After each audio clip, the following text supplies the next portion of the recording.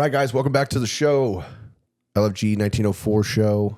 Today's guest came all the way from the Pac West, the big state of Washington. Is huge. Yeah. She tells me that all the time. I know. I was just saying, because we tried to get Taylor to just come on the show and hang out with us, and he's like, well, no, I'm just going to let you guys, old guys hang out, and that's fine, too. Yeah. Plus, I didn't have a microphone for him. Yeah, go play video games, dude. Yeah, sit in your room and ignore me. It's fine. It's cool. I know. So Kevin just came down to our show, West Coast Classic.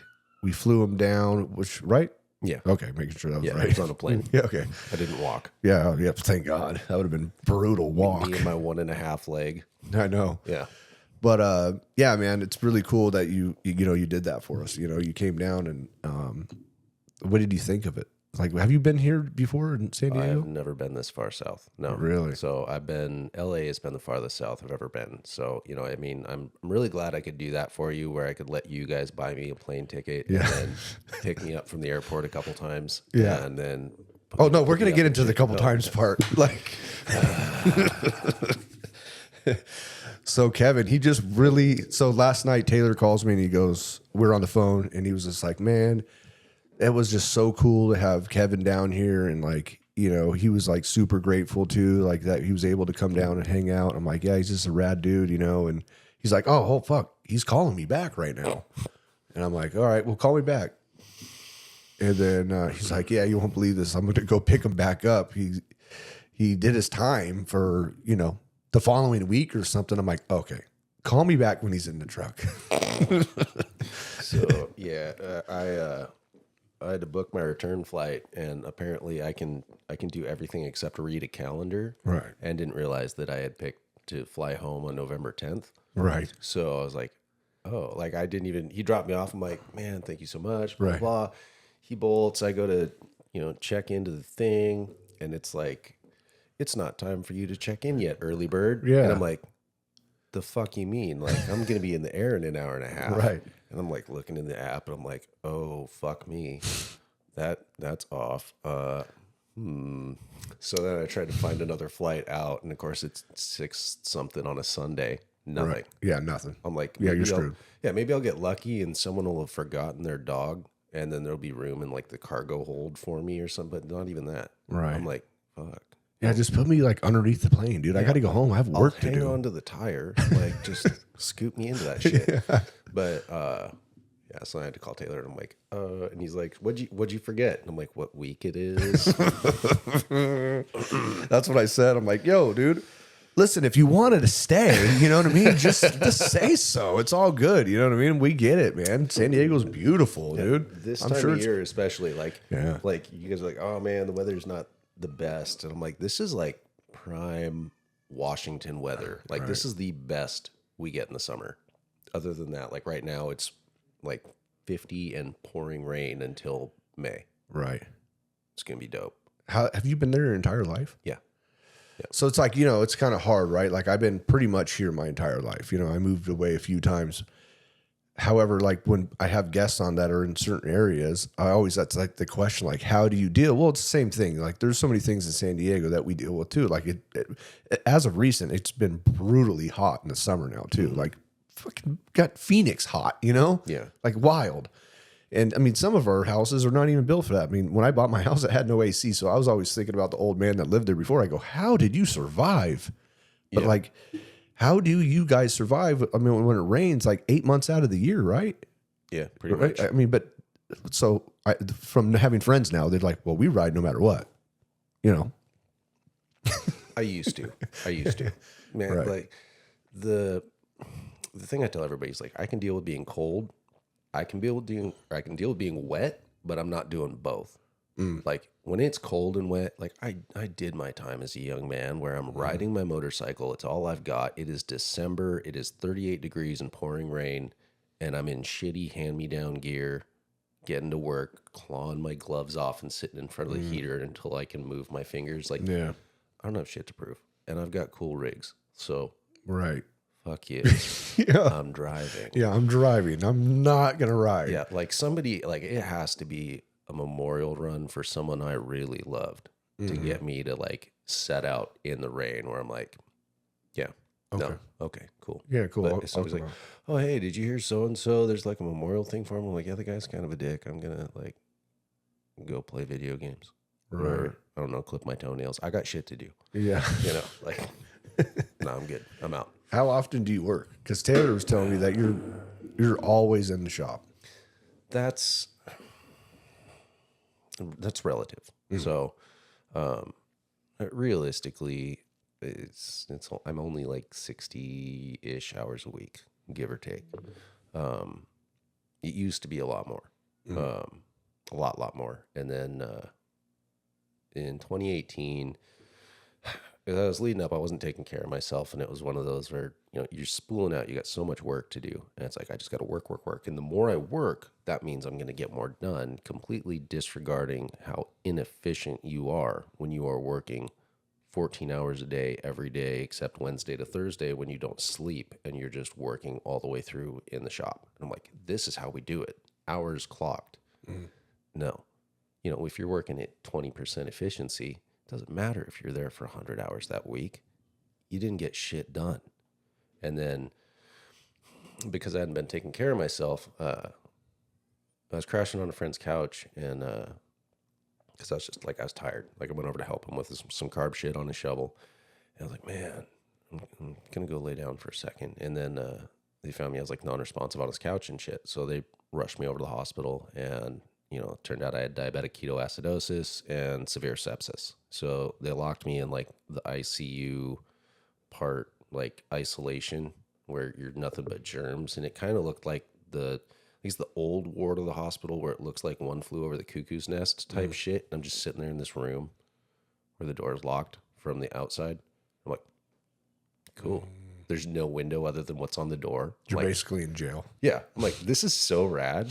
Like, I loved it. Like, and they just jam me full of every gnarly antibiotic on the planet because they had no idea what's growing in my fucking grody looking body. So I'm like, fuck. So then I started to feel good, and I'm like, all right. And then I'm bouncing off the walls, doing pull-ups and shit on the fucking overhead thing that they used. You're full on. You're in jail. I'm ready to go. I'm ready to fucking go. Let me out of this motherfucker. Yeah, doing burpees, the whole nine, baby. Oh yeah. So then they were like, all right, cool. So then they let me out, and they didn't put me on. They didn't keep me on anything. So they were just like, hey, you're good to go. Take care of your blood sugars. I'm like, yeah, dope. And then 2.5 weeks later, I called my wife. I'm like, hey, I need you to come get me. We need to go. And by the time I got to the hospital, I was almost back in the same spot. And they were worried I had vegetation growing on the mitral valve of my heart when they had done a lot of the scans and shit before. They're like, it could be a shadow, but it could be something more serious. I was like, all right. So when I went back in, they started doing more thorough, like, CAT scans and MRIs and all this shit. And they were so focused on my heart. And then when they did one of the ones with dye, they were like, why the fuck is your spine glowing? And so they ran an MRI and found that I had an abscess growing around my spinal cord from my C2 to my L2. And so they were like, all right, you're going to be with us for a little while. I'm like, dope. So, like, how long?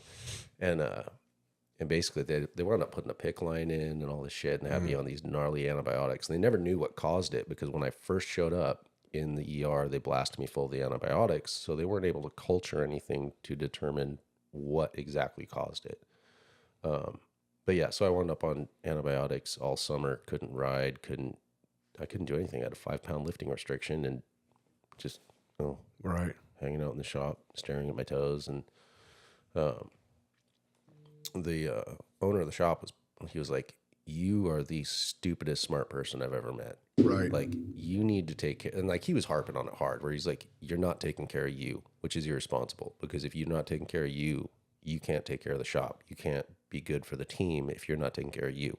I was like, okay. So he like legit put a curfew. He said, you are not allowed to be in this shop before 8 a.m, and you're not allowed to be in the shop after 8 p.m. And if you're going to push it that long, you're going to have to get my permission first, and don't think you're going to lie to me, because I'm going to know.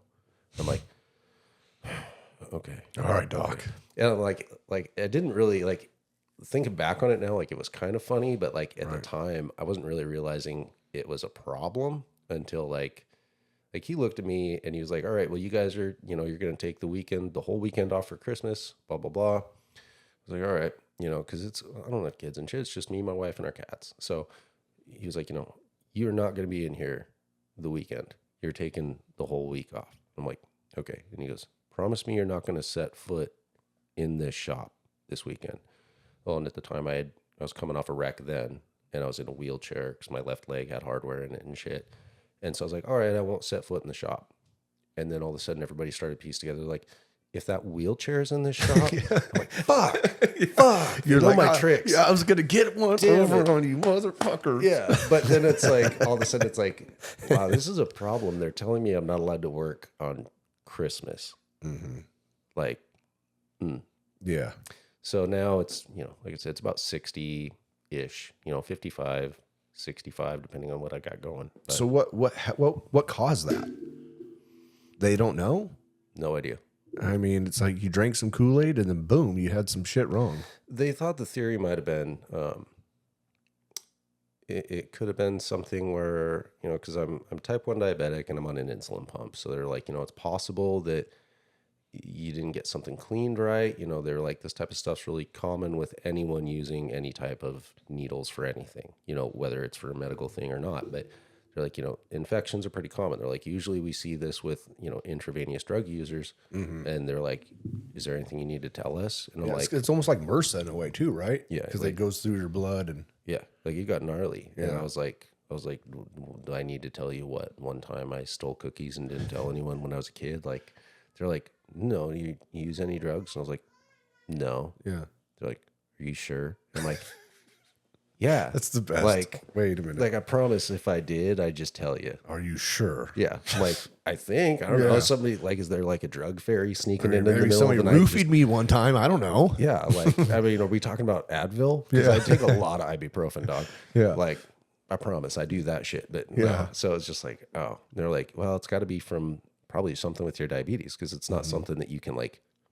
It was something where they're like, if you ate something and it did it, there's going to be like wild fissures and shit in your stomach or intestines, whatever. And they're like, none of that's evident. So it's just, you didn't take care of yourself. Like wash your hands good enough before you changed your pump shit. I'm like, Wild.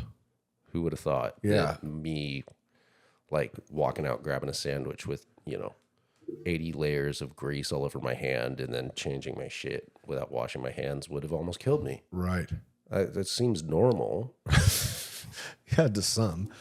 Well, I mean, so the outcome now, I mean, obviously you're really careful, right? Yeah. Because, I mean, are you paranoid at the same time or not really? No, it's one of those just like, I'm a lot more relaxed and thorough about making sure I take care of myself. You know what I mean? It was painful for parts of it in the hospital because like as the abscess was growing, especially up on the top side, it was applying pressure around the spinal cord and like you get nerve pain in your appendages and like that shit sucks. But when it was doing that, it was the worst pain I've ever dealt with in my life because it literally was, it felt like somebody was grabbing the base of my brain and yanking it down and my entire body is on fire. Like just screaming. Every nerve is losing its shit. And I was like, holy fuck. This is like, just kill me. Excruciating. Just get it the fuck over with.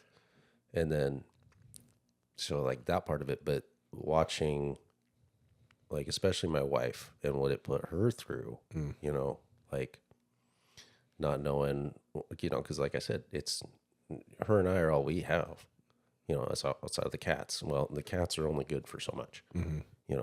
We love the little fuckers, but yeah, your cat's not gonna tell you advice when you're losing your shit, right?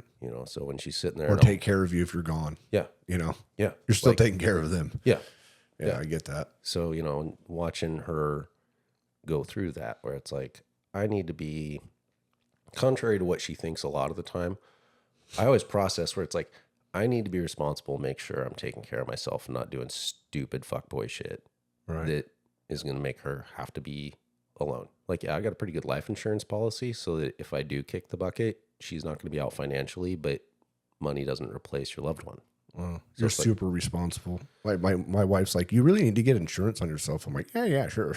Oh, well, I mean, it's one of those, like, it's a business. Like, the company has like a standard life insurance policy for all of our managers where basically it's enough to cover funeral expenses, right? It's not like it's going to give your loved ones anything, but because of my position, they put a key man policy on me, and then made my wife the beneficiary of that. And that was kind of if he's going to keep riding motorcycles like a retard, sorry about the hard R there, but if he's going to keep riding these motorcycles, and this was after my first wreck that I got injured in, where I was like, well, yeah, I do need to make sure that at least like it'll pay off the house and keep her okay for a little while, while she refigures out how to hawk all my tools and shit. Yeah, right. Yes, everything. Facebook Marketplace is going nuts. Yeah, for real. So, but I mean, it's one of those where when you watch your loved ones struggling because you weren't, like I said, it was that realization that you can't take care of anybody else if you're not taking care of yourself. And like at first it's like it feels selfish to say it, but at the same time it's like, no, if I'm a piece of shit, I can't do anything for anyone. I might think I am, but I'm not. Absolutely. No, absolutely. That's funny because I have so many people that are on the show that are in recovery, and like there's so many similarities to that, like taking care of yourself. And I thought to myself so many times, like, because we do dangerous things, like, especially for me, like now having kids, like, unfortunately, that wasn't never really the case, even being married. But now having kids, it's like, man, super cautious to the point to where there's some days, man, where it sucks because I'm like, do I still want to ride a motorcycle? And then I'm like, of course I do. You know what I mean? Like, this is the most freeing feeling in the world, But there's that time, like to where you get on the bike and it's like, do I say a prayer now or do I just go slow? It's like a mind fuck, It really is. But that's really cool because, I mean, honestly, now thinking about it too, it's like doing the right thing for my family, because I was with a company that provided all that. Now I'm by myself and doing the business by myself. So a very different ball of wax on that. Yeah. There's no PTO. Yeah. It's just that type of shit where you got to make sure, like, oh, if something happens to me, like, how do I take care of my family? Right. And like, I get that's scary right. when you start thinking about it. But at the same time, I've gotten to the point now, and that's where I mean, like, I don't ride in the rain unless like I really, really want to, because it's like, man, if I don't want to ride, my head's not in it. And that's how you turn into the statistic. It's every time we're on those bikes, you got to be thinking everything and everyone around me is actively trying to fucking kill me. And then you have to respond accordingly. But if you're like, oh no, I'll just kind of relax. Like, both times I've wrecked and gotten hurt, everyone's like, oh, you're doing some crazy shit. It's like, no, dog. Like, I wasn't as aware of the environment as I should have been. And I was riding slow and looking to make sure I'm not going to get hit by a car. And then the first time was sand and the second time was gravel. Oh, no way. Yeah. It's just like I was California stopping into a roundabout in March. Didn't see the rock. It was all over the road. And I mean, I should have known. I go that way every day. There's a gravel yard on the corner of that roundabout. Yeah. And nobody, like, dudes are taking these little single axle utility trailers and loading them up with shit that should be in a dump truck. And like, I should have known, but it's dark and I'm just looking to make sure I'm not going to get whacked by somebody coming on my left, and it's late and I'm just trying to go home. And then all of a sudden I'm on the crash bar before I could even get my head around. It's like, fuck. Was that a good one? That's when spiral fracture, my tib and my fib. My fib broke into 3 pieces down at the base. So, I got super lucky, because there was a cop who was heading down the highway, rolling up to the roundabout, and he saw the whole thing happen, which I didn't realize. I go down and I rolled into the roundabout doing 5. I don't know. I was doing maybe 20 because I was starting to accelerate. So maybe I hit the ground at 20, maybe. And slid for a couple feet. Bike got away from me. I tumbled once, landed on my knees and elbows, and then looked under me in the middle of the roundabout in the dark and saw my foot is pointed at the sky while I'm facing the ground and just like, oh, that's really gonna fuck. Yeah.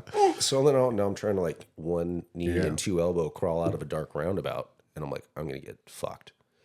But luckily, this cop was coming and he saw the whole thing, so he immediately whips around, blocks traffic, and and I didn't even know any of this shit at the time, but apparently he's a rider, so he gets me settled. He's like, lay down, chill.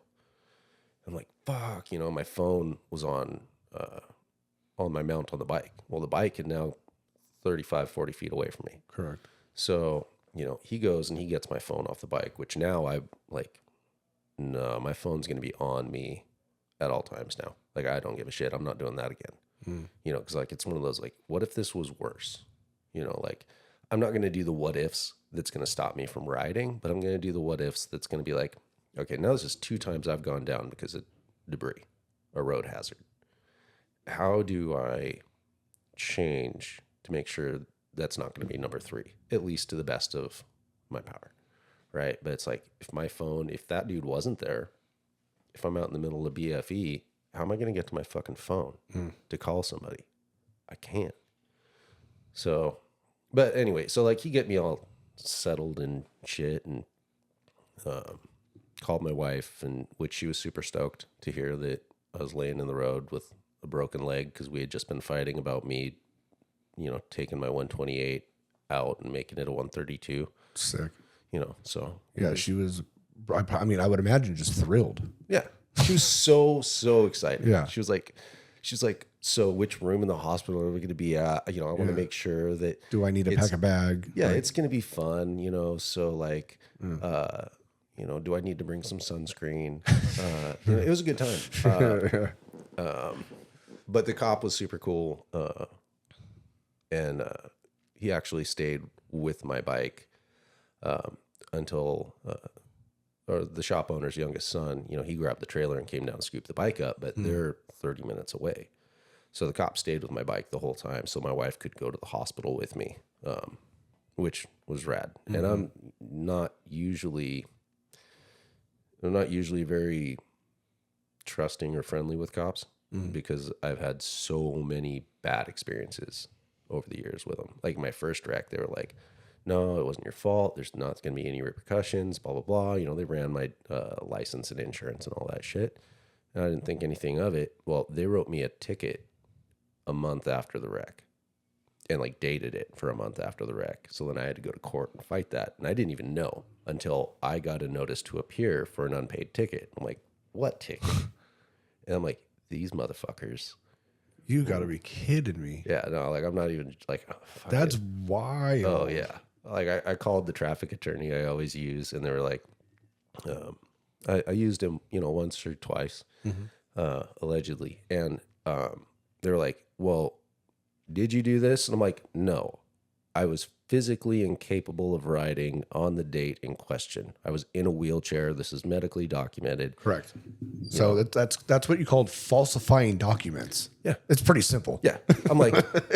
You know what I mean? It's not possible. I couldn't have been there. Yeah. So it was not me, dude. Yeah. Fuck. But I mean, and that was the thing. Like, I'm reading the whole thing, and I'm like, they legitimately put everything down except for the date. They changed the 11 to a 12. You motherfuckers. What was the price of the ticket? It was like, well, originally it was like $250. Like, you got to be kidding me. Yeah. Right? Like, this is the hill that you're going to die on. Yeah. Okay, cool. Yeah. So I'm like, no, I'm gonna pay the $200 to my traffic attorney to make this shit go away, so that my insurance doesn't fuck me. Right. But so like this cop, I'm like, but like he didn't even ask. Like he asked for my name, so I gave my name. He said, "Is this your bike?" And I said, "No." And I explained, that it's company property. He goes, "Okay, is it insured?" "Yes, sir." That was it. He didn't ask for any paperwork, any other bullshit, which is what I always told. Like my wife and my boss, when they're like, well, you're riding like a dickhead. I'm like, no, because if I was riding like a dickhead, you think the cop wouldn't have at least asked to see my license? Yeah. Like, he watched it happen. It was slow-mo bullshit. Like, it legitimately was one of those, like, oh, I'm doing a wheelie, and I was doing this cool shit, and just, oh, man, I looped it. Right. No. I was riding like a good tax-paying citizen, and just unfortunately, whoop, fuck. Yeah. You know, but Dude, there's nothing worse than riding and then you're just swept underneath your feet. Now, it hasn't happened to me, but I've watched it happen to a friend right in front of me. And it was like the wildest thing because, you know, many times on a bicycle, like I've been looped out, you know, and it was just like that. Just the handlebars twist and you're done. Yep. And I'm like, what the? And the same thing, you know, like there's like gravel from a turn, right? So it just like builds up into that one little. And honestly, man, I have to say, like, California roads are pretty rough. However, like the gravel, and I don't know if it's the asphalt or whatever the code, there's really not much of it. But I've been elsewhere where I see that everywhere. And I'm like, pfft. And honestly, until my friend crashed, I probably would have never recognized on it. You know what I mean? Never even noticed it. yeah. And now I see it and I'm like, God, I'm so like cautious, you know? But Well, the first one was sand, you said, huh? Yeah. That's it was the even worse. Sunday. Sunday before Thanksgiving. And that was another one where my wife was super stoked because she was like, it's too fucking cold to ride. We left Sunday morning to go to this breakfast gig, me and a buddy, and it was like 150 miles away, right? And it's 38 degrees.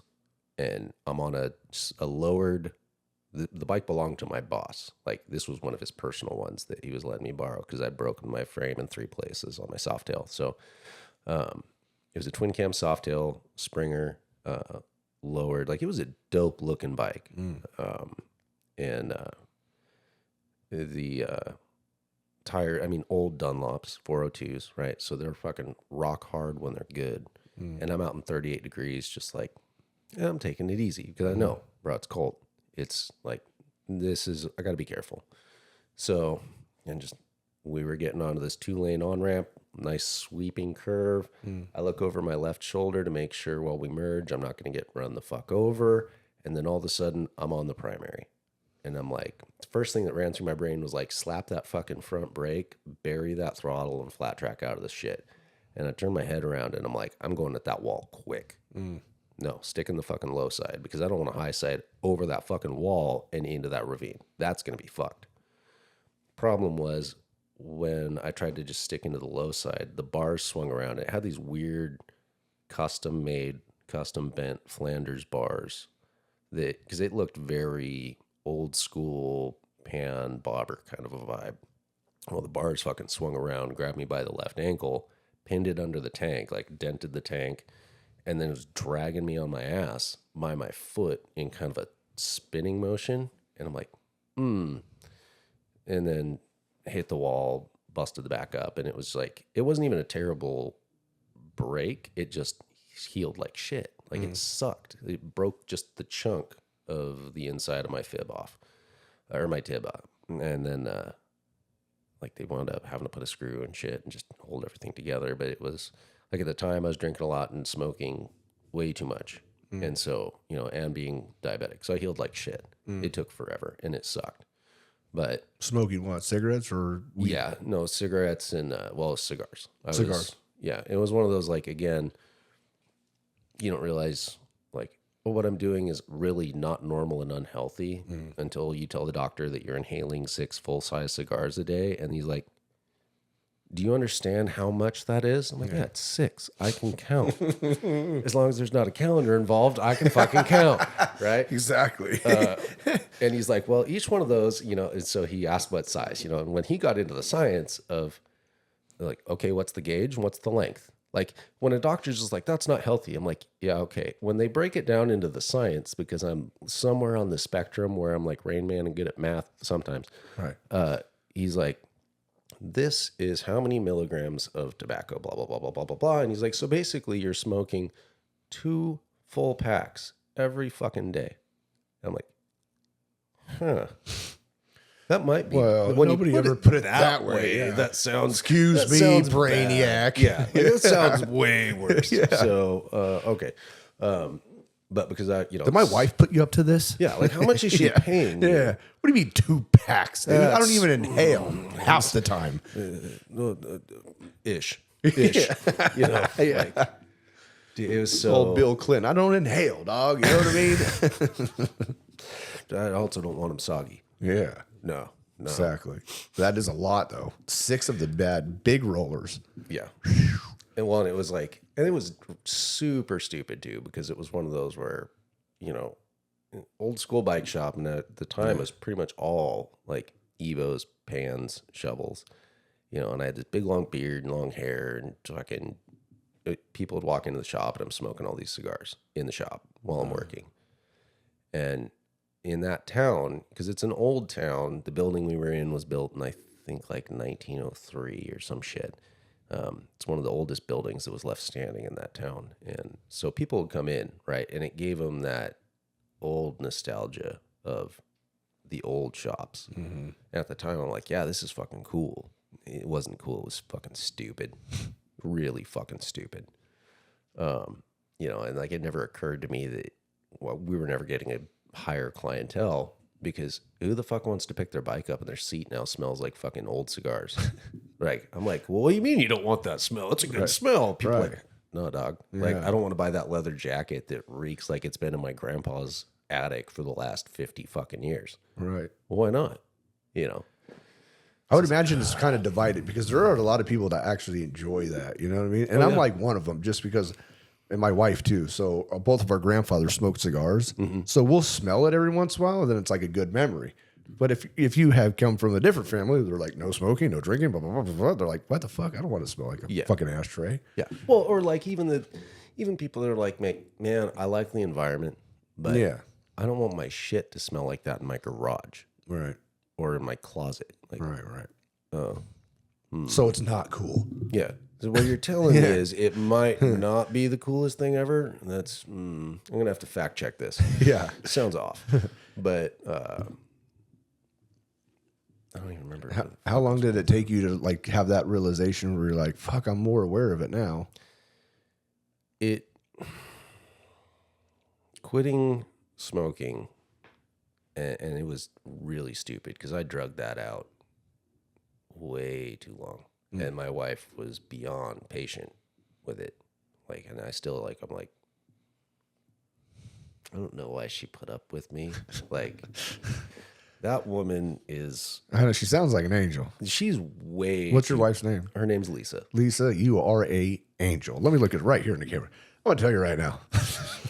Yeah, because she puts up with a lot of my shit. How long have you guys been together?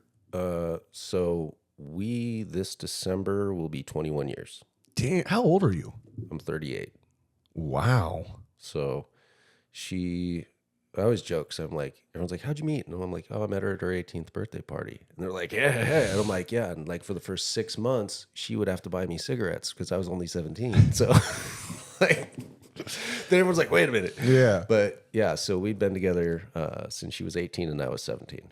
So, because she's exactly 6 months older than me. Wow.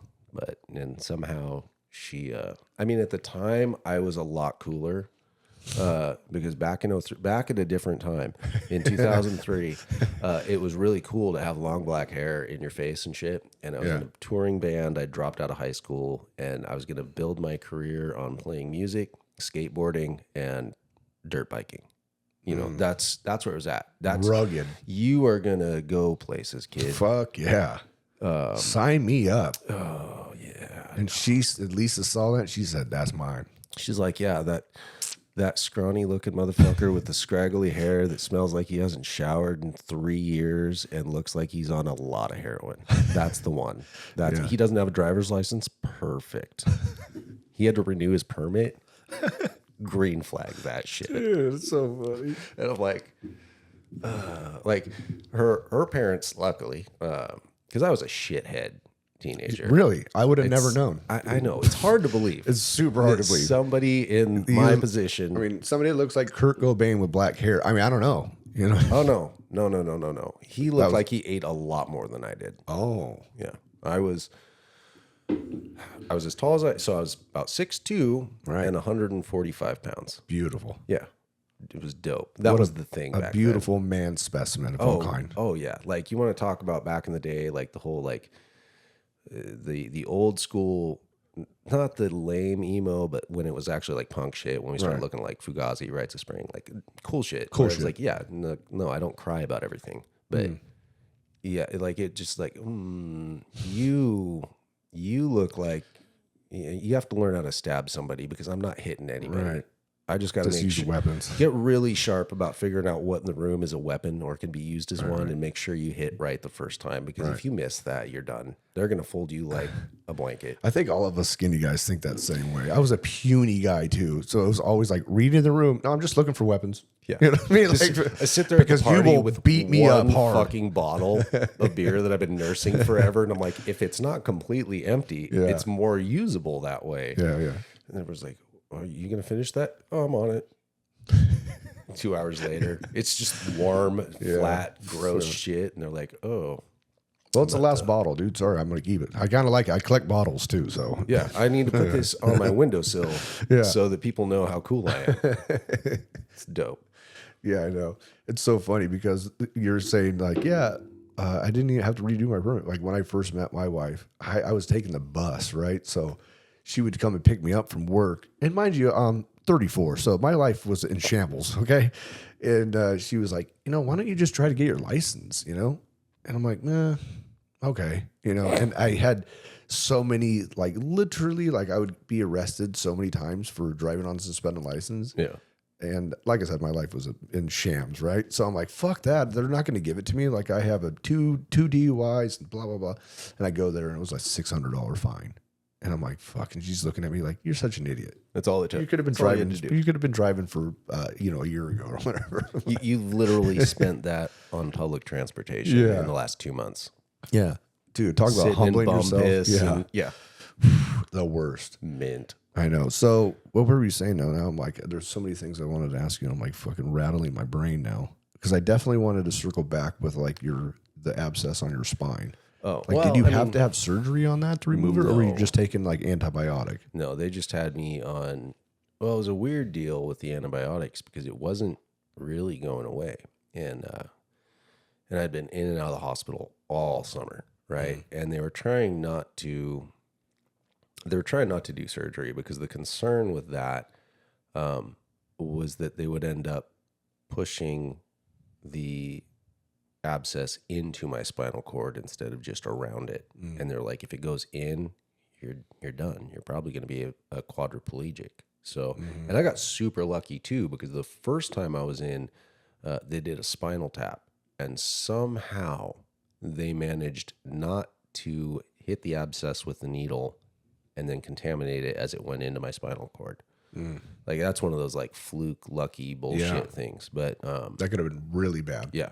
Yeah, for real. And so what wound up happening, because they didn't want to do surgeries, they just kept me on they had me on these like there's one, I don't even remember the name of it, but it was this really gnarly antibiotic, and they're like, it's gonna beat the shit out of your kidneys. And I'm like, sweet. As a diabetic, that sounds fun because they work really well already. Right.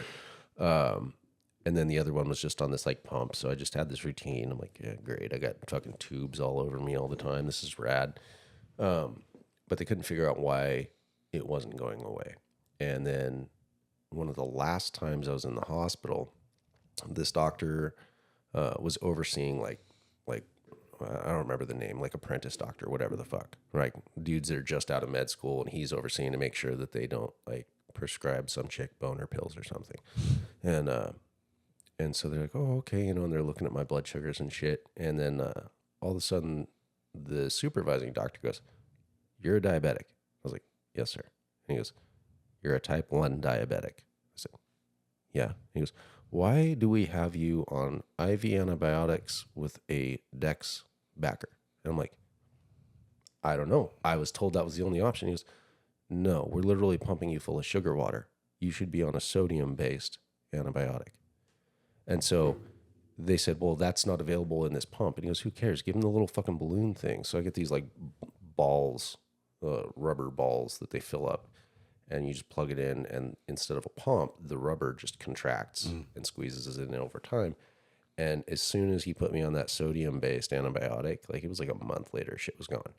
So it had been months and months and months of this. And it's because, and that's why diabetics are so prone to infections, because it just leaves all that sugar in the system to feed the bacteria. And then once they did the sodium deal, it was like good. Wow. Thank you for that guy. Right. Like, bro, do you have a Yelp? Because I'm on it right now. Exactly. But yeah, that's how they wound up. Finally, the antibiotics did their thing, kicked that shit, and but it still took a solid.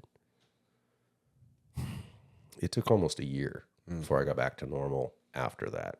That's wild. You know, and that's because I mean, it is. It's one of those deals where when you're sitting there, and you don't realize how much shit is more than 5 pounds until all you can lift is 5 pounds. Right. I'm like, so this basically a gallon of milk is pushing my shit. Right.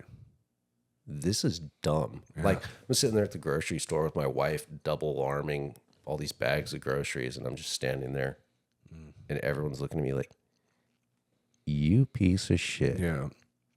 And I'm like, just the judgmental fucks. Yeah. look at these tubes. You like my tubes? You want to touch them?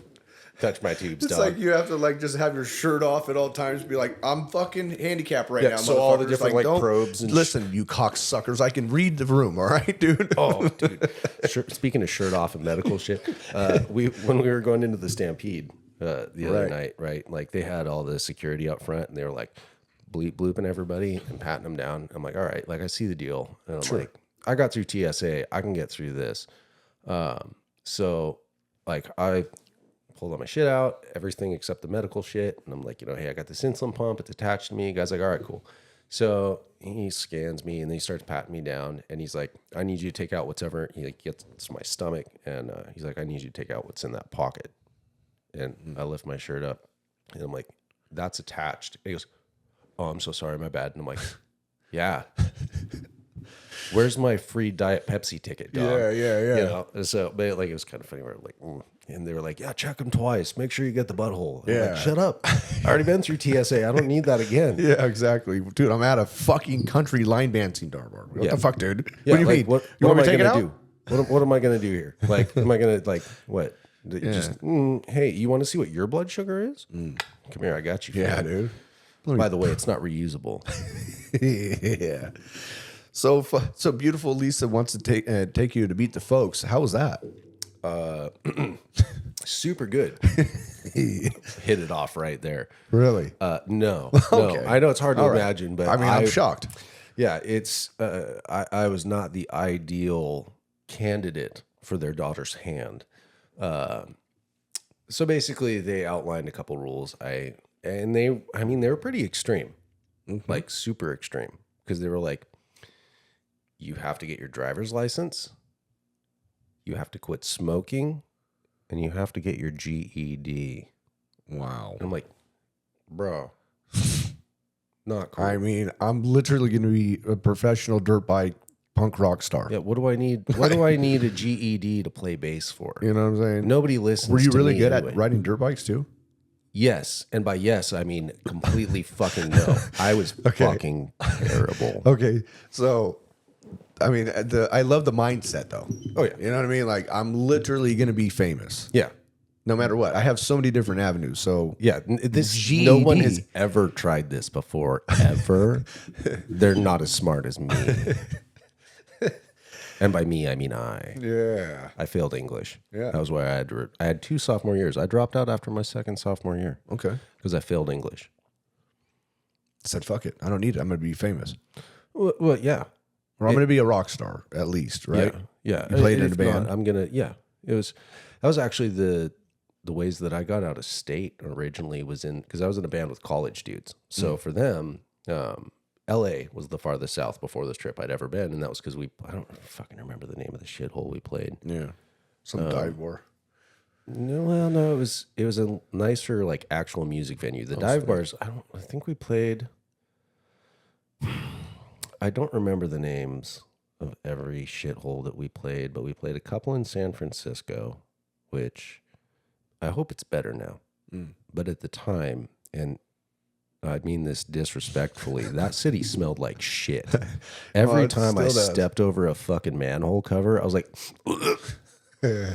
what the fuck? Let's see. We played this place. I think it was in Oakland. It was called the Stork. And I wound up falling through like they had like this wood cover for some trap door hole on the stage. And like we're playing, and like I kind of stepped back and managed to somehow kick the wood off, and then like all of a sudden I'm just off stage. I disappeared, dropped into a fucking hole like a magic trick. And I'm like, the fuck, like the bass is in my fucking neck. I'm fucking falling through the stage. Like I'm like, this place is rad. Yeah. This is my scene. Yeah. Punk rock. Yeah. Done. This is how I'm gonna make it. Right here. Was that before Instagram and all that too? Oh, well, yeah, because you got to remember we're old. Right. Exactly. This was back in the days of Live Journal. Right. Way back. This was pre-MySpace. Right. Actually, no, I think this was during MySpace. This was back when, like, if you were in somebody's top 8, you knew. Oh, yeah. We're blood, basically. Yeah. Connected. Yeah. And then when you get booted out, that is the most fuck you can give somebody. Oh, yeah. May as well just kick my dog. Exactly. Kick my cat, you mean? Well, yeah, because we didn't have room for a dog.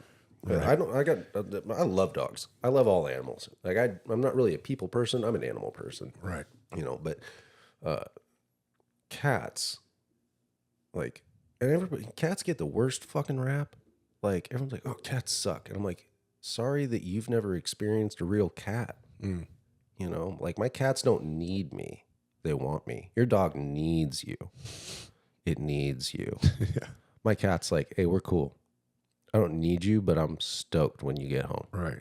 I'm like, that's dope. I always like telling people, like, yeah, my cat's like my dog, dude. The thing will like come to me and like sit and play and all that. They're like, it's still a cat. I'm like, yeah, I know, I get that, but it's not like a regular cat. Yeah.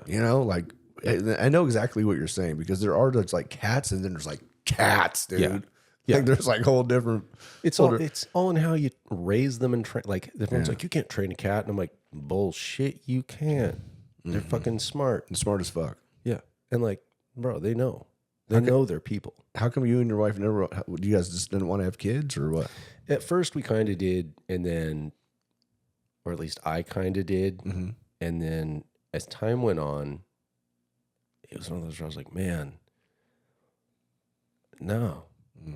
Like I don't need that. Like there's that worry that with my wonderful genetics, it was gonna pop out some kind of like super fucked up diabetic potato. And like, man, my when I was a kid, it's like I said, I've had diabetes since I was 7. Right. Shit sucked. Like it not like, and there's way, way worse shit. Like that's that thing in my brain where like my childhood from that shit sucked, but not like enough to be like, oh, I had a terrible like, no, but like, you go to birthday parties and everyone else is eating cake, and then the mom pulls you aside and is like, your mommy called to tell us you were a special little boy, so here's a bran muffin just for you. And like you're sitting in the corner just like, it's a good party. Like, but I'm like, I'm a good little boy. yeah. Yeah, that sucks. It's like, it's not really a big deal, but when you're a kid, it really kind of just makes you feel like, man, there's something wrong with me. But it's like, and then, time goes on, and I figured out that, no, there's nothing wrong with me. It's just, it fucking is what it is. It's genetics. Was it rough at times, though, or no? It was for a little while. But, and I think what made it worse than that was when they would always have, and God bless the organization for fucking doing their thing, but the Juvenile Diabetes Association, they used to put on all these events like Halloween shit, right? Where they would get all the kids together and fucking, you'd all have your little diabetic kid fucking events, and all the candy and food was sugar-free shit, good for diabetics and shit. The problem was every other kid there legitimately was Scott Malcolmson from South Park, because they were like, I have diabetes. And I'm like, and it shows. Rad. I'm gonna go ride my bicycle outside. Fuck you. You said it shows. I'm just like, is this how people see me? Like how I'm seeing you right now? Because I might kill myself. You're like tripping the fuck out. Yeah, You're I'm like this is the worst. Like actually the worst. oh, right. This is my rock bottom. Right. Is looking at you. Right. Fuck. But so like it was just like that kind of sucked. I'm like, is this how people see me? I really like, please tell me this is not how people see me. Yeah. I'm getting nervous. Yeah. Like it's, you're super self-conscious. Oh, am I the biggest loser in the room all the time, except for right now? This is bad, real bad. Right. I was, but I didn't realize it. Yeah, of course. So, you know, like, but it wasn't that bad. But it's having kids where I'm like, and this is where I struggle seeing shit online, where I see parents, they'll have a kid, and it has some of the most fucked health shit, where it's like they are never, ever going to be able to self-sustain, like right out of the gate. And they're like, well, it deserves a chance. And I'm like, you don't understand what that chance is going to be like until you have been in like a shitty childhood where you are constantly reminded you're different. You can't do this. You can't do that. You can't even wipe your own ass. Sorry. But hey, you get to have your shot at life. Why? It sucks. Like, life's not that great when you can wipe your own ass. Why do you want to make that kid go through that? So I was like, you know, no, we don't need to chance it. I was like, I will go and find some snot-nosed little fuckhead out on the street whose dad sucks, and he needs somebody to show him, like, hey, you don't have to be a piece of shit. And I'm telling you that as somebody who was a piece of shit. Come hang out. Hold my wrench. Hold that flashlight. I need somebody to yell at about it. Hold that. You're not holding it right. I told you, hold it. Yeah. Hold the flashlight gooder. Right. And, you know, it was just like one of those deals where I was like, you know, there's enough kids out there. I don't need to make one. You know, and on top of that, you know, my wife tolerating me is hard enough. A teenager, it's that fear of like, everybody's like, man, like looking back now and what I put my father through, and everyone's like, whatever you put your parents through, your kid's going to be worse. And I'm like, I do not want to die that way. I don't want that karma, you know? Like, God damn. Yeah. No. So that was where we were like, no, cats are where it's at. Yeah, that's cool. Like I said, they don't need me. Like I can leave Cat Food Mountain and fuck off for a week.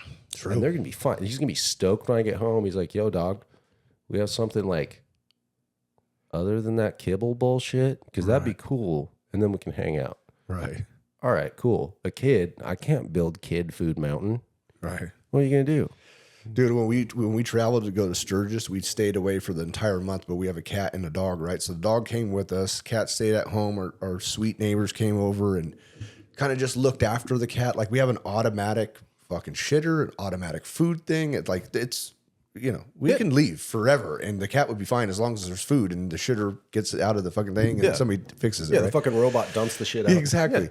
But I swear, when we got back home, I thought we just wasted the cat because he was like mentally ill. He was just like, just like all over the place, all over us. And I'm like, damn, I think we almost broke him, like in just an isolation of not seeing anyone or something, you know? Yeah. Or the neighbors like once a day for like 20 minutes, you know? His little tribe was just gone. Yeah. He thought he was like doing the Tom Hanks. He's talking to a fucking volleyball in the corner. It literally made me feel bad. I'm like, we probably need to figure out how we're going to take the cat too.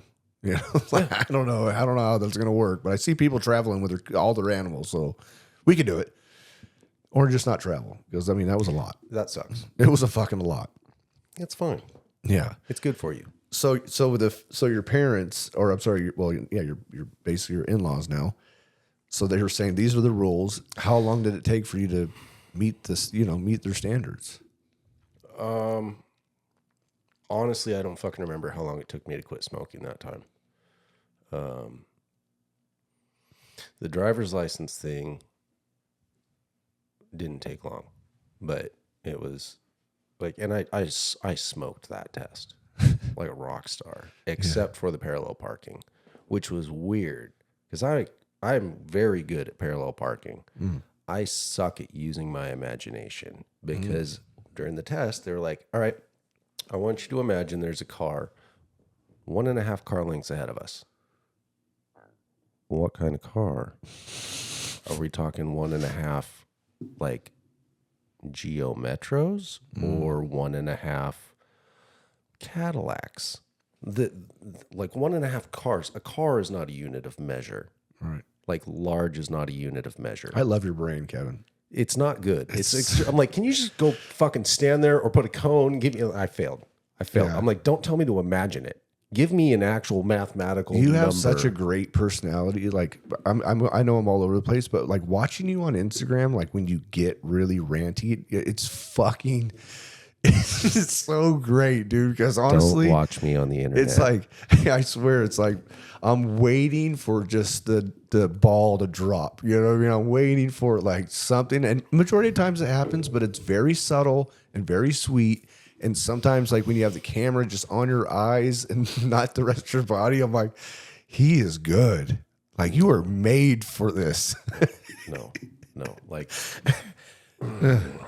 see, the problem is there are people who understand satire and sarcasm, and we're a dying breed. But you can't say that on the internet because dying is a community guidelines violation. So you'll get flagged for that. Ask me how I know. I mean, I don't think there's that much you can get flagged for anymore. Bullshit. I mean, you can even say like Trump 24 and it's like against their standards now. And I'm like, what the hell? I got popped on Facebook for nudity violation. Really? I know.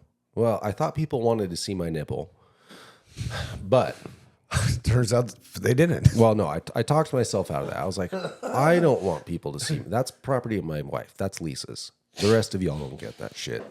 Unless you want to pay me. Subscribe to my OnlyFans. It's just pictures of my shoes in various places in the shop. What the fuck? No, so like when we all remember the tire shortage shit for when, like, especially the baggers. We couldn't get tires for the baggers. Right. And we had been waiting forever to get the 18s in because we do Metzler Cruise Techs. That's just my go-to tire. We do a lot of performance stuff. It's one of the best performance tires in the Pacific Northwest. You know, like there's no such thing as a best globally. You know, those tires go away real quick in the fucking heat. So down here, they won't last very long. Right. Up there, we don't get hot. So they last really long and they do really well in the fucking rain. So I was like, okay, cool. Well, finally we get a pallet of these fucking things. And we ordered like 25 that all of a sudden just showed up. I was like, hell yeah. Nice. So I made an announcement. I made a little video on the shop page. And then I shared that as a story on my personal page.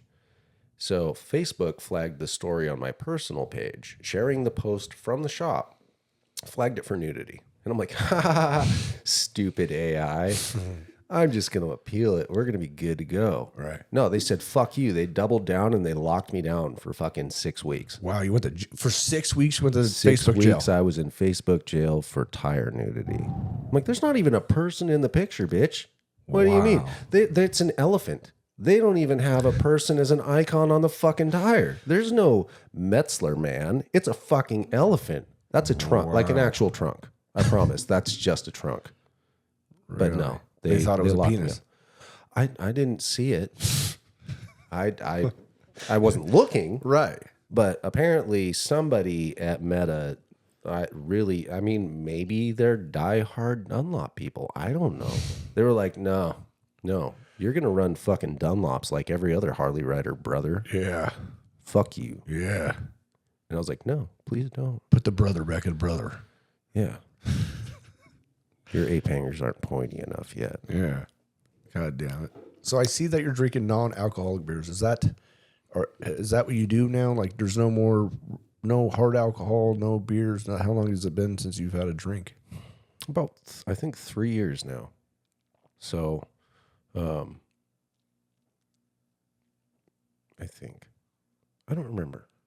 Was that a decision because of your like the health issues that you had before or have, I guess, and then you were just like, fuck it? Or? Yeah, I really wish it was just a before thing. That would be so good. Right. Like if there's a way to do that, I'm in. Right.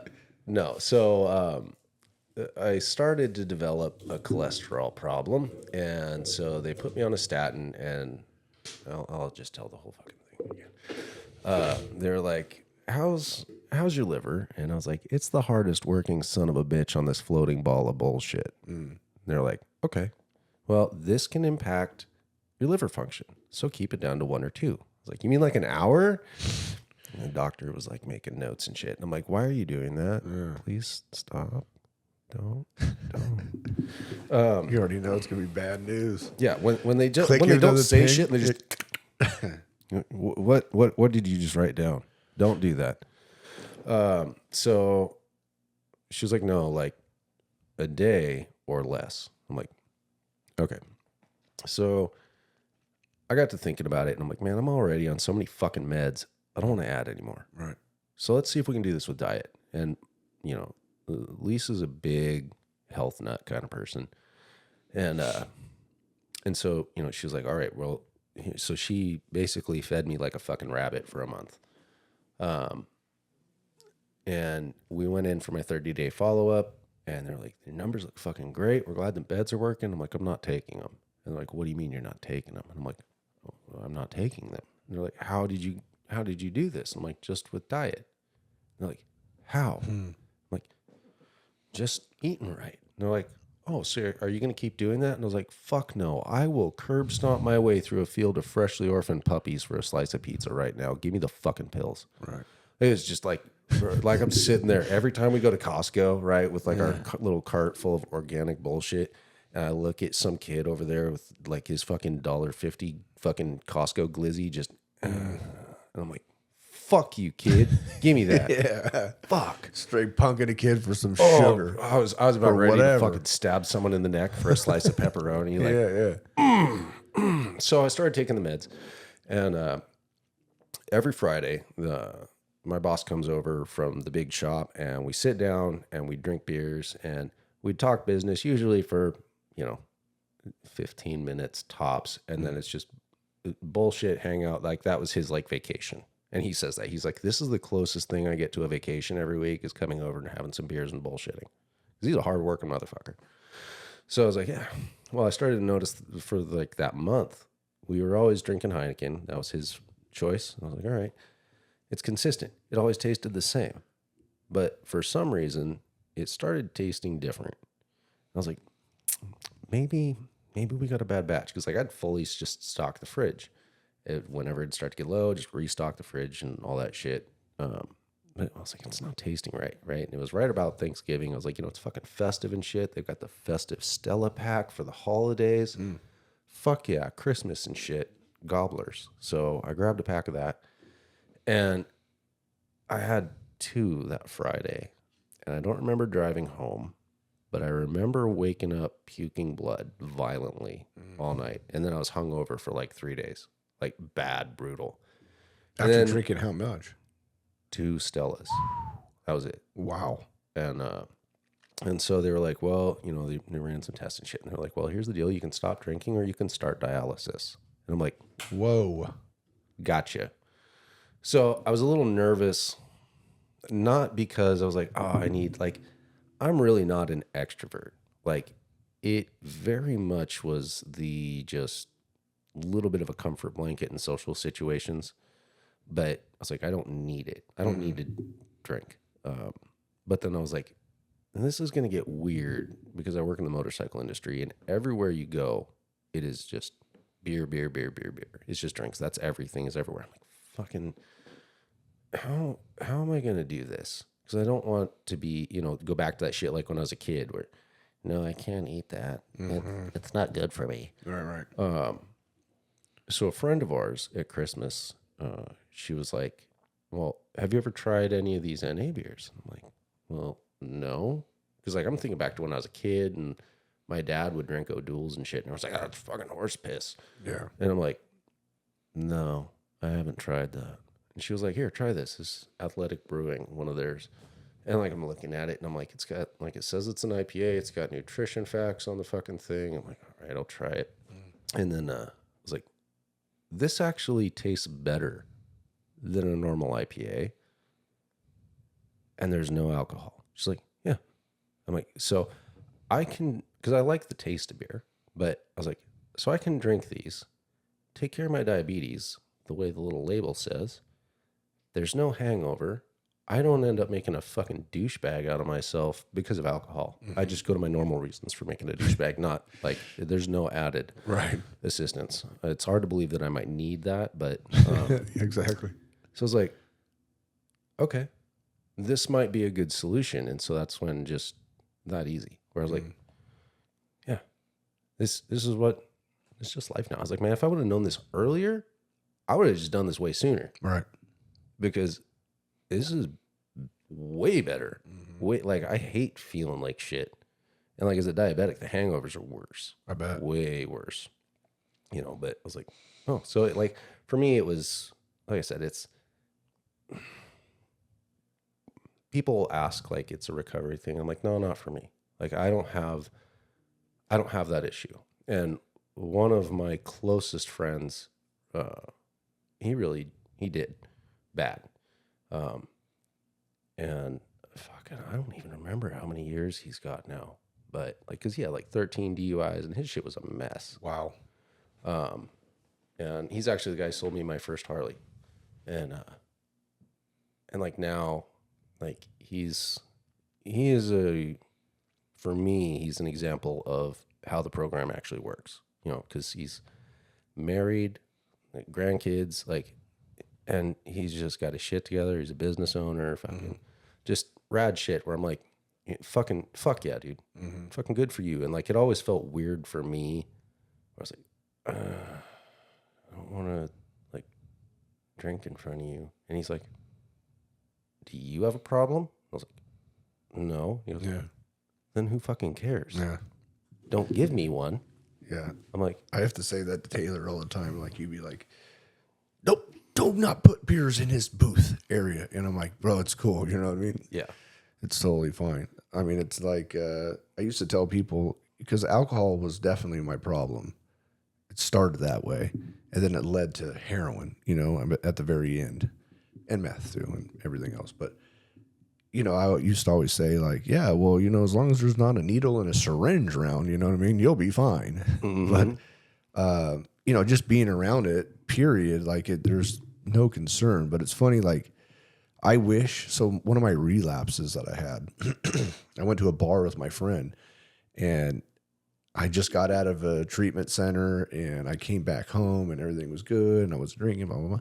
So we go to this bar, because I'm hanging out with him, and I'm like, cool, I'm just going to drink NA beers, because I'm going to stay sober. And next thing I know is I'm drinking NA beers like I would regularly. So it was like obnoxious. I had 7 bottles, you know what I mean, in a matter of like 2 hours. Yeah. And I finally, it just took my friend saying like, damn, you've already drinking all those NA beers. Like, you would literally just have one beer and you'd be okay. You know what I mean? And like that clicked, and I'm like, yeah, you're right. Give me a fucking Heineken. And then it was like, just like that. And then it just, there's no like, oh, well, he maintained for so long. It's like drinking beer, doing coke, finding pills. Like, I'm, you know, it's like, it's a disease, man. Like, it's really in my head. So I think it's great though that you had that realization, like, wow, this is not even that bad. I mean, to be that drunk off 2 beers too, it's like your body, you know, just can't handle. I mean, I'm assuming that it was the alcohol part of it, right? Yeah. Yeah. Like, because what they were saying was, you know, and I mean, the reality is drinking as a type 1 diabetic is fucking stupid anyway. Right. But, and that was, man, when I was younger, that was the thing, because your body metabolizes it completely different from somebody who doesn't have diabetes. So when I was much younger, because I started drinking when I was 12, and, you know, high school and out of what most people would have graduated, not me though, you know, I would go to parties and shit and end up in drinking contests. And for me, I could pack that shit the fuck away hard. And like, I won a lot of drinking contests because my body wasn't metabolizing it until it did. And every time, like, it was that moment where I'm like, I'm good. I'd be like, how the fuck is he standing? And I'm like, now I need to leave the room because it's all going to hit me the fuck now. Really? And it's like, and then I'm on my face. Done. Blacked out. He's gone. He's just throw a blanket over him. He's done. And so, but I did that a lot. And it was really fucking stupid because like it's one of those where it's like, I think I'm cool. Right. No, I'm just fucking my body up for the sake of fucking my body up. Right. For a $20 drinking contest. $20 used to be a lot of money, kids. Yeah. Believe it or not. You could actually buy a tank of gas for $20 back in the day. I tried to kill myself for $20. Yeah, right, exactly. A full tank of glass. What the fuck? $20. Yeah. and like just fuck my body. Yeah. I need gas. Yeah. Fucking so stupid. But so like I had packed a lot of my liver was high miles by the time I was 21. And so that was part of it was just I had beaten my body so badly from neglect and not taking care of myself, thinking, you're fucking 20 foot tall and bulletproof. No, you're not. You're not bacteria proof. Have fun with that. Yeah, exactly. So it was just like that, man, I need, and it was again, because of what I had been through in 2018, it was easy to go, I need to take care of myself. If I'm going to get that fucked off of 2, not even 12-ounce beers that are 5%, I need to get my shit together. Because that's, like, I know where that goes. And that's not going to be fucking fun. I know where that goes for somebody whose pancreas works. Mine is a piece of shit. So it's probably not a good idea. Just walk the fuck away from it. Just done. This doesn't need to be the way I would always make shit in the past in my head where it's like, oh, this is going to be so hard. No, I don't want to fucking feel this way. This sucks. I'm out. Fuck that. Yeah. Give me a fucking water. Right. Our brain is fucked up though, because what it tells us is like, we're not going to fit in and we're not going to be cool, because we're used to drinking or we're accustomed to drinking with our friends and all that. So it's like, drinking a non-alcoholic beer, like, what do you mean? I'm a fucking loser now or something? You know what I mean? Our head tells us all these things, but it's not true. Yeah. You know what I mean? And that's what's so cool about seeing like people in our industry right now, like doing like these programs. So it was like, I'm going to stop drinking for 30 days. And then, some of these guys that I've talked to, like they have been stopped for like a year now because their life has literally changed in their thought process and their business and everything else because let me speak in Einstein. It's like when I have a crutch for something, like that's literally putting a wall up for so many other things. And I think that people are like starting to maybe realize that because there's like this whole new big fab thing of being like sober, right? Yeah. And it's not that it takes it away from people that are actually doing the work because I think it's great. And there's so many people like, I'm sober, but I smoke a ton of weed. Well, then it's like you're not sober. And I don't give a fuck if it's called California sober or not. You know what I mean? Because it's still... the message is there and you're not drinking. That's great, because I've seen some way out people do some shitty things drinking. And I was one of them too. But like I had a friend, bro, he would drink one beer and piss himself. Like it was like his body was that allergic to the shit and he would still keep doing it, Yeah. It's a horrible thing, but I think it's cool. Like to where you can finally just be like, shut the fuck up, head. You know what I mean? Like I'm doing what's right for myself for once. Cause God, that motherfucker is just 999. Oh yeah. Well, I mean, like I was saying, like I did struggle with the head part of it, and luckily it was, like I said, it was right around Thanksgiving. So in Washington, there's not a lot going on for motorcycles. It is shitty, fucking rainy, 50-degree bullshit. So I was like, all right, but once the season picks up, once I start going to events, man, what am I gonna do? Like just sit there with a cup of coffee? That might suck. And it was like, it doesn't matter because at least you're going to be fucking sitting there. Like, yeah, you're there. It's going to be even dumber if you roll up toting your whole fucking like dialysis cart. Fuck. Hey guys, I would have rode, but I couldn't fit my engine into my cart.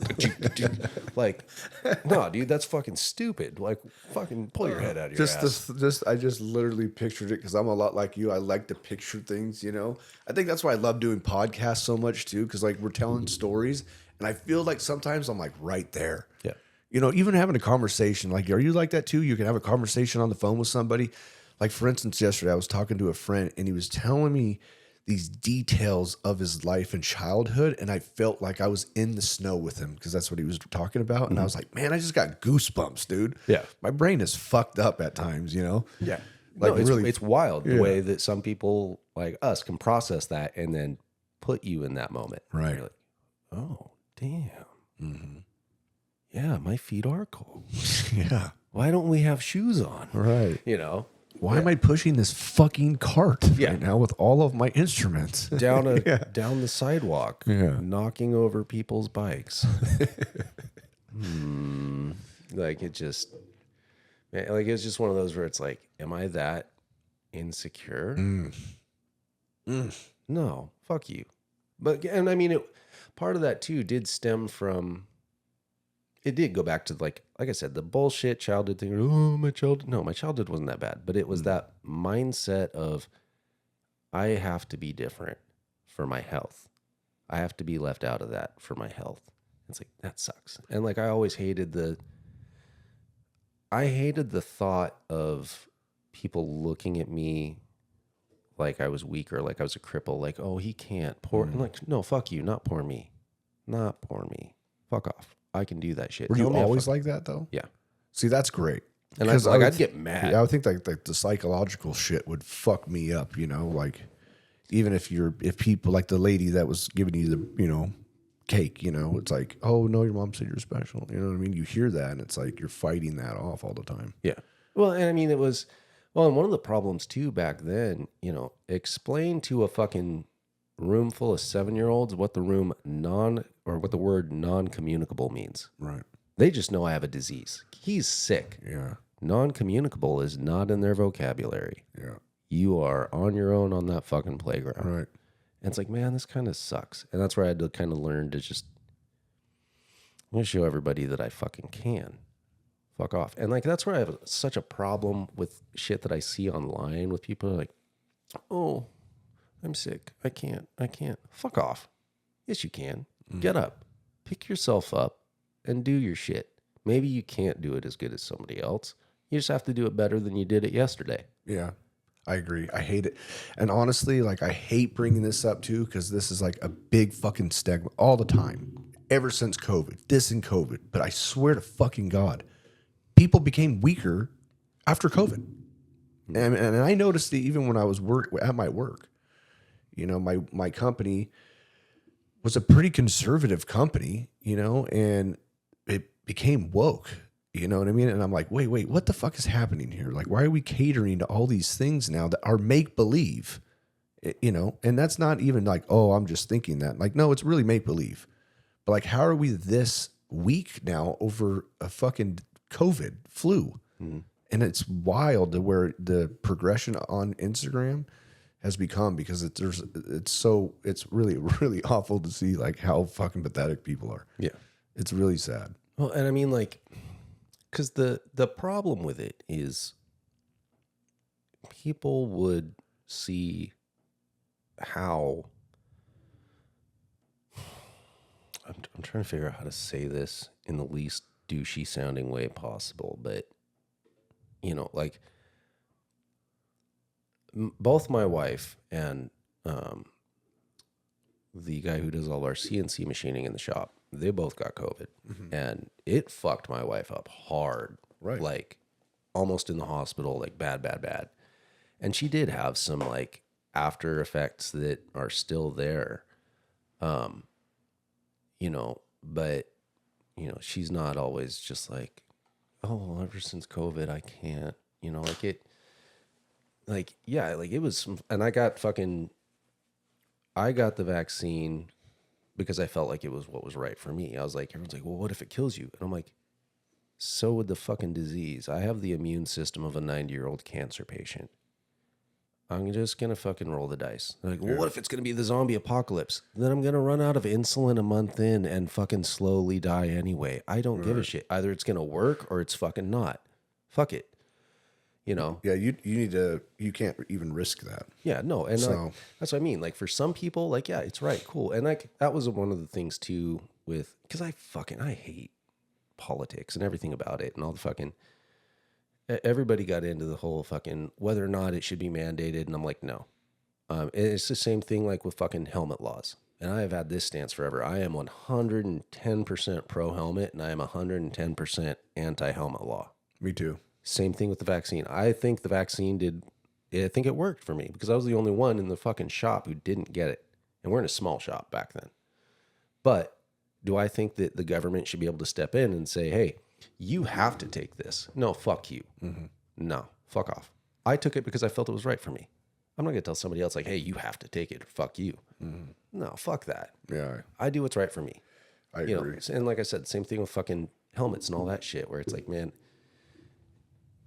do what's right for you. If you're not fucking hurting nobody, if you're not fucking, and then of course everyone tries to spiral it into this other shit. And it's like, no, dude, worry about you. Be better than you were yesterday and move the fuck on.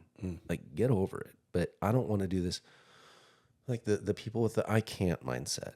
Oh, I can't. I wish I could. If you don't fucking like it, go change it. All this energy you're putting into fucking, I can't. You can. I could go to the gym every day. I don't want to. That's just me.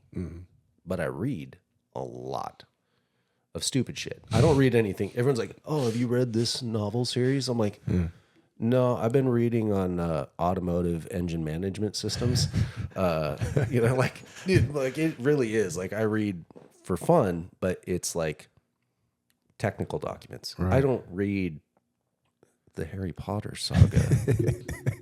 That's not my vibe. Right. Like, I'm not judging people. True crimes is cool, but it's not my thing. Yeah. Dude, If you like it, fuck yeah. Yeah. Enjoy the fuck out of it. Fuck yeah. I'm going to get one page in and my ADD is going to fucking have me just, oh, hey, that just described this. And then I'm going to be over here now reading about how the ABS system worked in that car. Yeah. No, fucking, I can't. Yeah.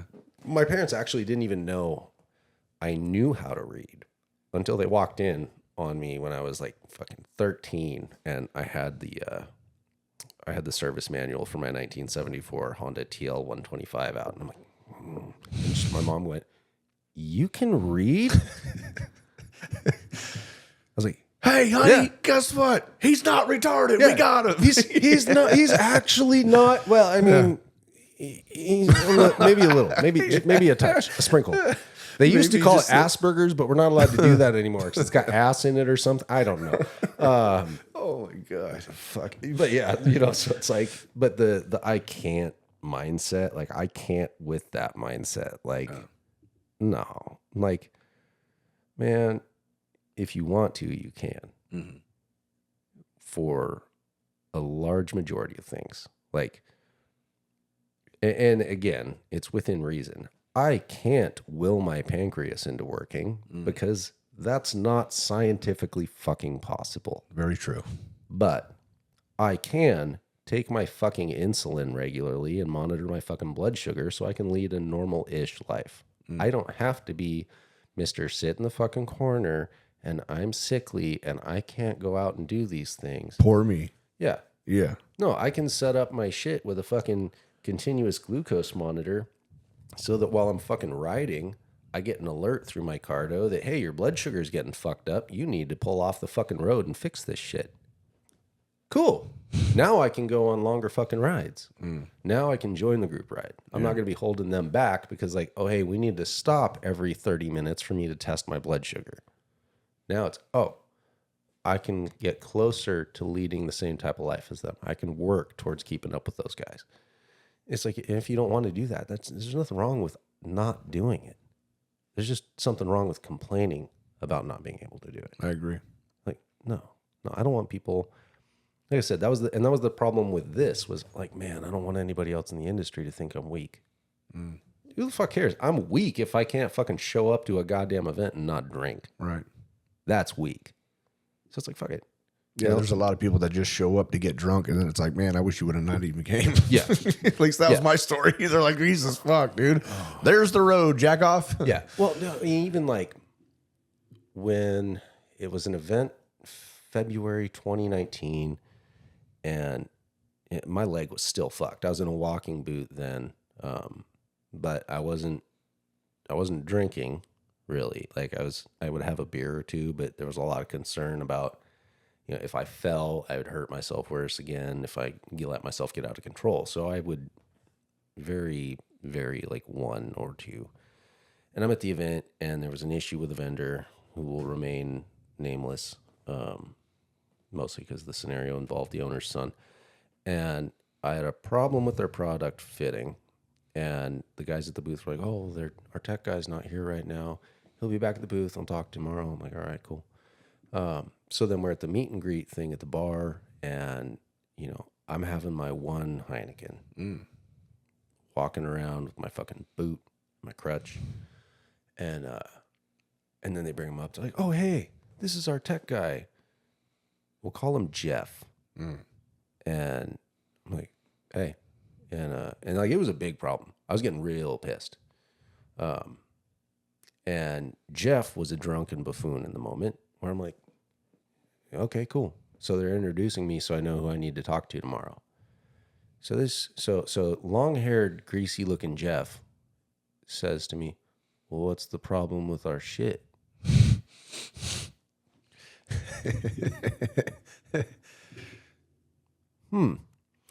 So I start showing him pictures of how the bracket is 3 inches too short and the nose of that seat is 4 inches away from the fucking dash. Oh, I've never run into that. Okay. Is that a custom fender? Nope. That's the same fender that was on there in 1996. I promise. Well, maybe they changed something. I promise you, nobody went back in time to 1996 and changed that fender.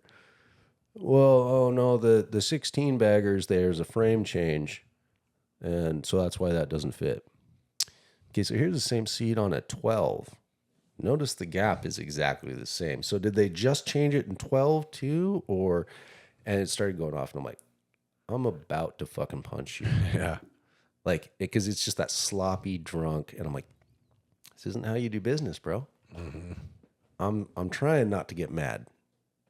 And man, this is hard. Isn't that funny when people live in glass houses? I'm just like, I need to, I was like, you know what? We're good. Yeah. And he's like, okay, man, well, you know, whatever we need to do, just swing by the booth tomorrow. And I'm like, can talk to your stupid hungover ass. Yeah. I'm good. And I was like, I told my rep, I was like, I'm going to go back to my hotel before I make a fucking scene out of Jeff. Yeah. Because it's not going to end well, especially because I'm crippled and I'm going to end up falling down and looking like a retard because I'm mad. Right. Not good. He's drunk and I'm stupid. So that's a bad combination. I'm going to leave the situation. And then that was it. I was like, I went in the next day. I'm like, hey, you know what? Why don't you send me a call tag for your guys' stuff? I'm good. If that's how you guys are going to roll your business, I can't. Nah. And that was the end of that shit. But it's that moment where you're like, I'm the sober one in the room and I hate you people. And I really am now concerned that I was you people. This is bad. No, I was never that. You start scrolling through your old videos. You're like, fuck, I was that. I was that fucking greaseball.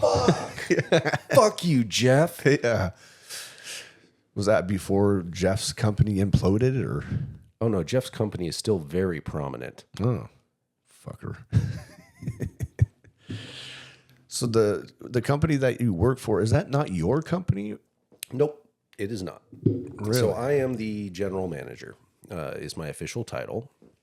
For Cobalt Cycles. Yes. Oh. And so it used to be, we used to be under, actually attached to our parent company, which is Cobalt Enterprises. And then I don't remember exactly what year, if it was 18 or 19, we actually separated the two completely. So I still work for Cobalt Cycles. Cobalt Enterprises is still a very successful aerospace and defense manufacturer. And we have a common owner, but we are no longer attached on paper.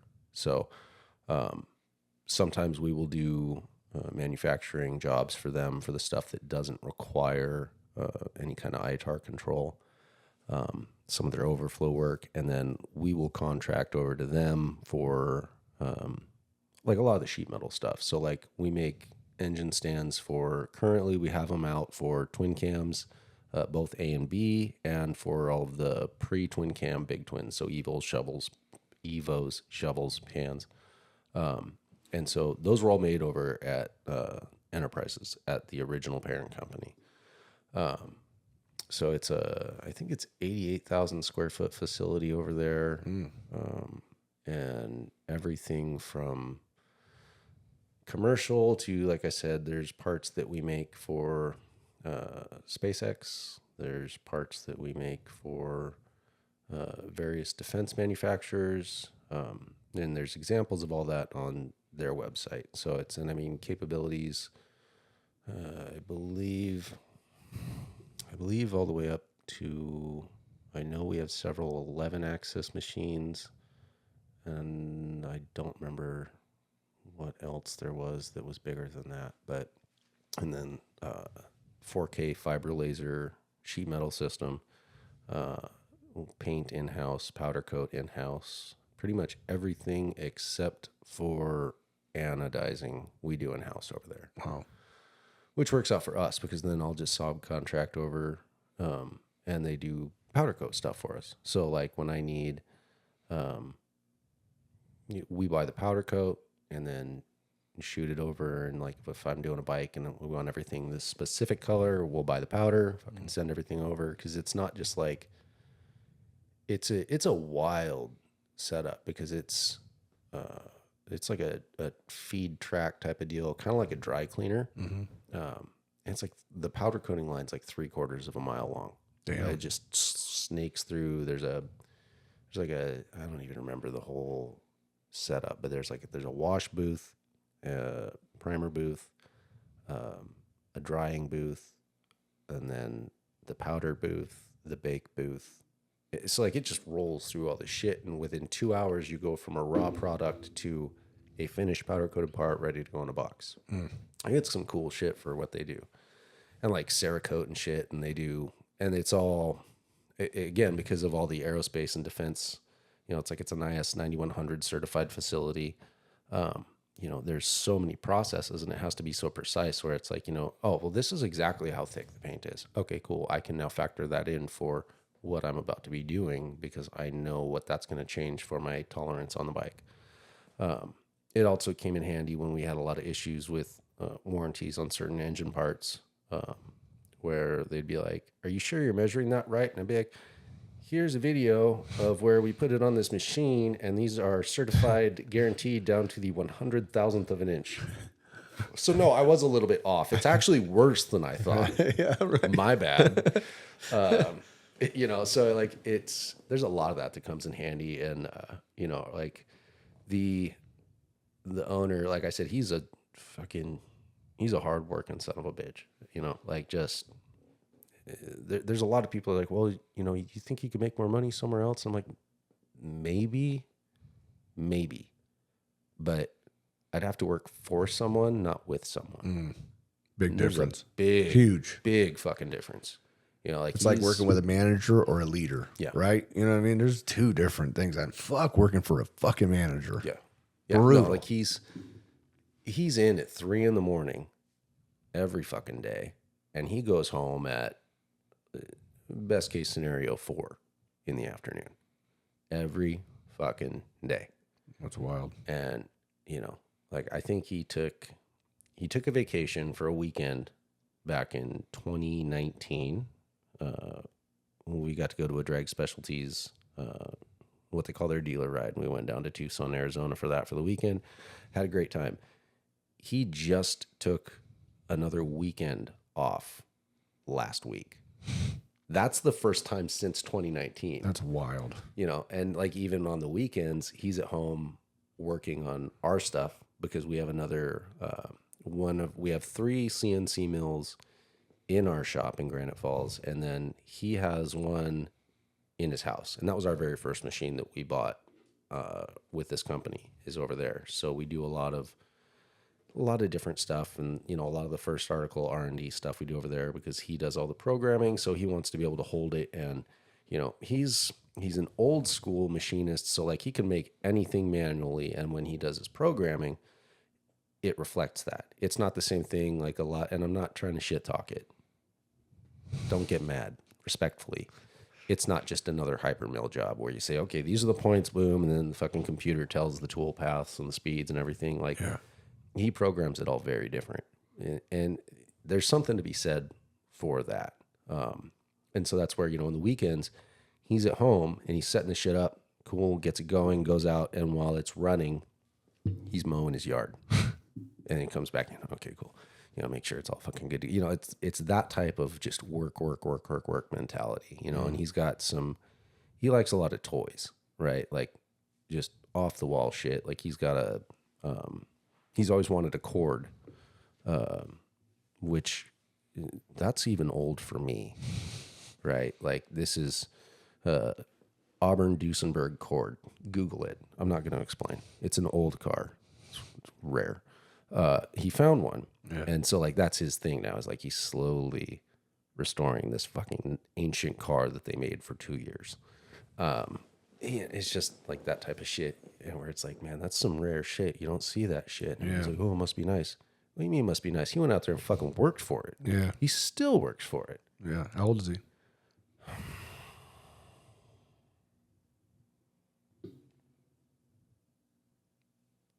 You're like 62.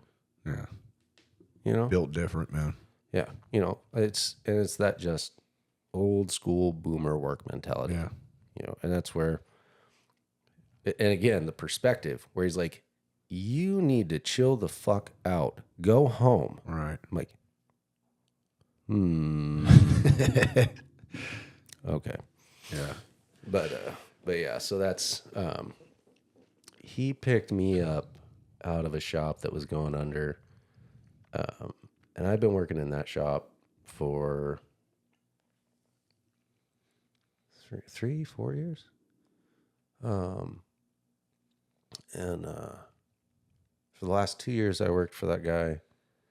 I was putting in over 100 hours a week and making $1,000 a month before tax. So it was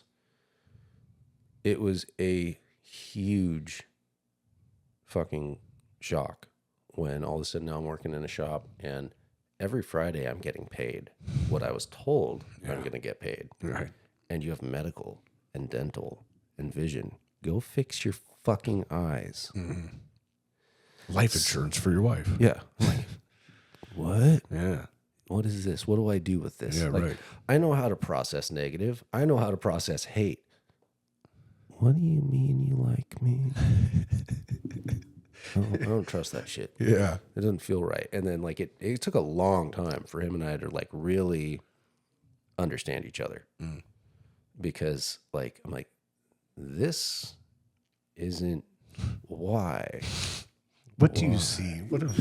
What has happened? Like, because he fucking pushed and helped us buy our house. Like, and I mean like, no, fuck that shitty realtor. Here's my realtor group. Call them. Tell them I told you to call them. Okay. Yeah. And then we went through the whole thing, and there was a problem with my work history because certain taxes had never been filed properly, even though they were getting deducted from my check. So they were like, well, what were you doing for work for this period? What do you mean? They're like, you have no work history since 2012. Cool.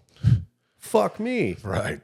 So they're like, well, now it's going to take an extra $10,000 to secure this house. I'm like, cool. We're going to keep renting. And Fred gave me a $10,000 loan out of his own pocket. Said, buy that fucking house, stop renting, and we'll figure out how you can pay me back over time that will not require you to eat one box of mac and cheese for the entire week. I'm like, solid guy. what do you mean? Yeah. Why are you doing that? You know, because he's just one of those dudes where he wants to be successful, but he knows it takes a village. And the village has to be successful. I'm not going to do well if those around me are always struggling. We all are going to either feast or starve together. It's like, okay, well, now no one else you can't have me. I'm taken. Yeah. Forever. That one's for my wife, and this one's for anyone that thinks they can hire me. You know, like it is. There's something to be said for that type of mindset. Yeah. And it's taken me a long time to slowly start to, as a manager, manage not just the business, but figure out how like manage people. Because I'm not a people person. Like, and I've admittedly, to those of you who used to work for or with me, I apologize for being a dick to most of you. Yeah, I was gonna say, wow. Not all of you. There's This a is couple, where we you know play who that you are. really great, you know, classical music. You know, Really, really soft, really soft, sweet. yeah. Except for the three of you, there's some Slayer Yeah. that you get to listen to. I fucking hate your You guts. fucking bitch. It's so funny. I was like, man, we're running out of time, and I was like, I knew we could have another segment of like what you do for work, but just listening to that, like I was telling you at the show, that Taylor's giving me a banner to put into my podcast studio. I should also mention, man, Taylor also set us up in his old podcast studio because the dealership's closed today, and I really wanted to interview you because what the fucking fantastic dude show. Seriously, like you fucking speak so well, dude, and it was like I just let it go. But like I'm so proud to have like the banner up just because of who you are, but not now knowing your boss, like and how great of a fucking human that guy is. He's good. I suck. I don't know about that. You can fact check it. It's on the Google. Got it. Yeah. Check them Google reviews, dog. But listen, dude, I really appreciate you. I'm so glad. This is how everything works out. You know what I mean? Because technically and physically, you should be home by now.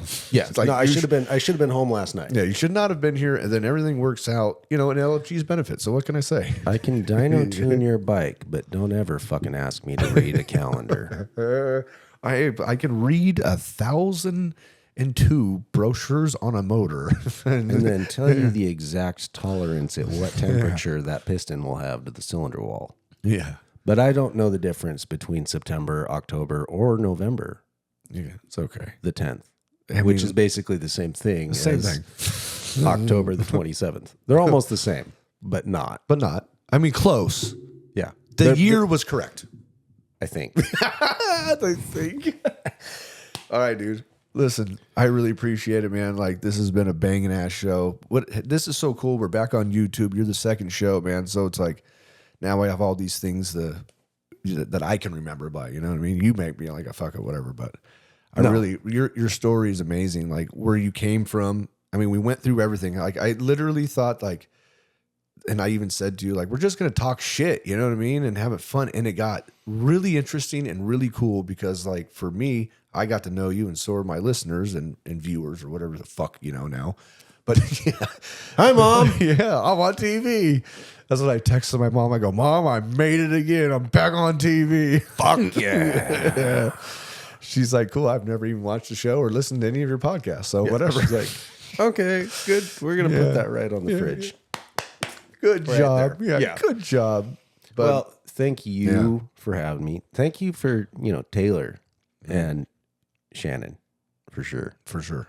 Like, for picking me up and feeding me a lot multiple times. Right. And thank you to Coronado Beach Harley for National City now.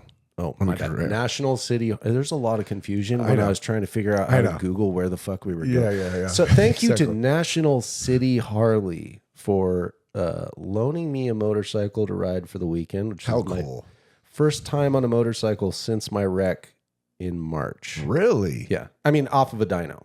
Like Right. I've been riding a lot of miles on the dyno, but the front wheels don't spin, so it doesn't really count. So thank you to National City Harley, Nice. Shifter crew and their whole family, the LFG crew. Thank you to all of you guys and everybody Appreciate it, else in California who tolerated me stinking up your state. Boom. Your gas sucks. All right, guys. It's been another show. Y'all know the deal.